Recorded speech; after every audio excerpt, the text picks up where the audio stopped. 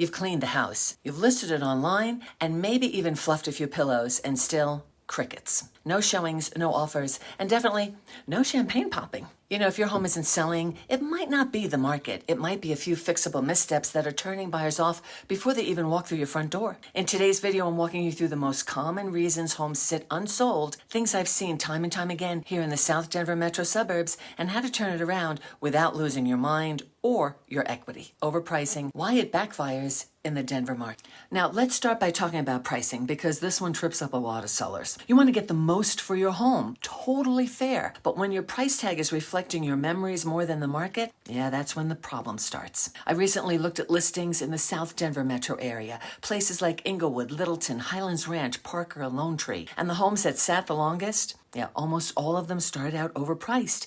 Even if they eventually reduced their price, they'd already lost their momentum. Buyers in our market aren't casually browsing. They're watching new listings like hawks. And if your home isn't priced competitively from the start, they move on. And worse, when a home lingers on the market, buyers start to assume there's something wrong with it, even if the only wrong thing was the price. In this market, your first few weeks are going to be critical. That's when you get the most eyeballs, the most traffic, and the best shot at strong offers. Miss that window, and you're more likely to end up cutting the price and negotiating from a weaker position. So here's some stats from the South Denver metro area from May. Median days on market are now 36. Homes priced right are going under contract in as little as 10 to 14 days. Price reductions are up 22% over last month. Bottom line, strategic pricing isn't about undercutting. It's about attracting the right buyers early. Price it right, and you set the stage for a quick sale and strong offers. Next, let's talk about repairs, especially the little ones. You know, you've probably been living with these for years. You know, the squeaky door, the dripping faucet, the drawer that never quite closes. These may not seem like deal breakers, but to the buyer walking through your home for the first time, they can signal neglect. And the problem isn't just that things are broken, it's the story that buyers start telling themselves. If they didn't fix this, what else haven't they taken care of? That's when red flags go up and your offers go down. You know, if you've lived in your home for a long time, or, if your partner handled most of the maintenance and now you're unsure what needs attention, a great strategy could be a pre-listing inspection. It gives you a clear view of what's going on under the roof. You don't have to fix everything, but knowing what's coming can help you prioritize. It also might show buyers that you're being proactive, which builds trust. Now, a quick note, pre-listing inspections aren't for everyone. Most buyers are still going to want to do their own inspection, and anything you uncover, you'll need to disclose. But if you'd rather avoid surprises mid-transaction, it can be a smart strategic move. So the pros are you can catch issues early, but you must disclose the findings. You can avoid surprises mid-escrow, but there's out-of-pocket costs up front, and it builds buyer trust, but buyers will still do their own inspections. You know, a clean, well-maintained home on the surface and behind the drywall or behind the scenes goes a long way in today's market. It tells buyers this place has been taken care of and you're not walking into a project. Now, let's be real, nobody likes negotiating, but if your mindset is, I'm not budging on anything, you might be pushing away perfectly good buyers without even realizing it. I've seen sellers lose out on strong offers over things that could easily be worked through, such as timing, inspection credits, even personal property like a washer and dryer. Some of the common deal breakers I've seen that don't have to be are things like closing dates, minor inspection items, concessions for rate buy-downs, leaving or removing furniture and appliances. Now, I'm not going to say you have to give in to every request, but strategic negotiation, that's where the magic happens. Sometimes giving a little upfront saves you a lot later, like price drops or the buyers walking away on cold feet. There's actually a few creative ways I coach my sellers to hold their ground and keep the buyers engaged, but I'm not going to give away all my secrets here. If you want to talk strategy for your specific situation, just reach out, a quick call or email, and we'll walk through what's negotiable and what's not, so you stay in the driver's seat without stalling your sale. Now, let me talk to you about something that might sting a little.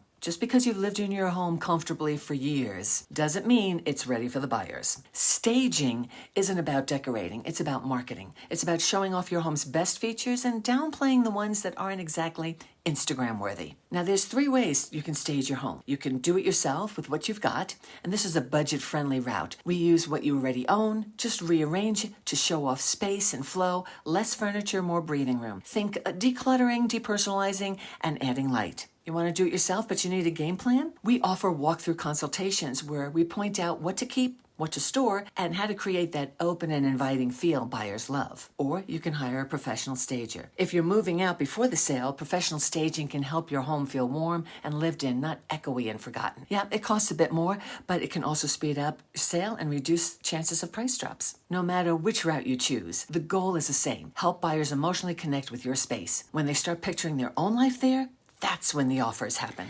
Now, let's talk about your stuff. You know, the knickknacks, the overstuffed closets, the hallway that's, let's say, cozy. I get it. You've lived here a long time. There's history in every drawer. But the buyers aren't buying your life story. They're trying to imagine theirs. And if your house feels cluttered or dusty, it's a distraction they won't stick around to look past. Here are some buyer turnoffs that could be avoided. Things like lingering smells from cooking, pets, or mildew. Overflowing closets or large furniture that shrinks the room. Too many personal photos or dingy baseboards or dusty vents. You don't need to make your home into a model unit, but it should feel clean, airy, and well cared for. And if the thought of clearing out 25 years of maybe I'll need this one day feels overwhelming, you're not alone. Let's start with what you can pack away now. You're moving anyway, so think of it as getting a head start. I actually have a free guide called Declutter to De-Stress that walks you through how to simplify without emotional overload. If you're thinking about selling in the next year or so, it's a great place to start. And the link is below this video. Buyers buy what they can see, and what they see needs to be clean, calm, clutter-free, because even a good home can be overlooked if it doesn't feel fresh or cared for. So if your home isn't selling, chances are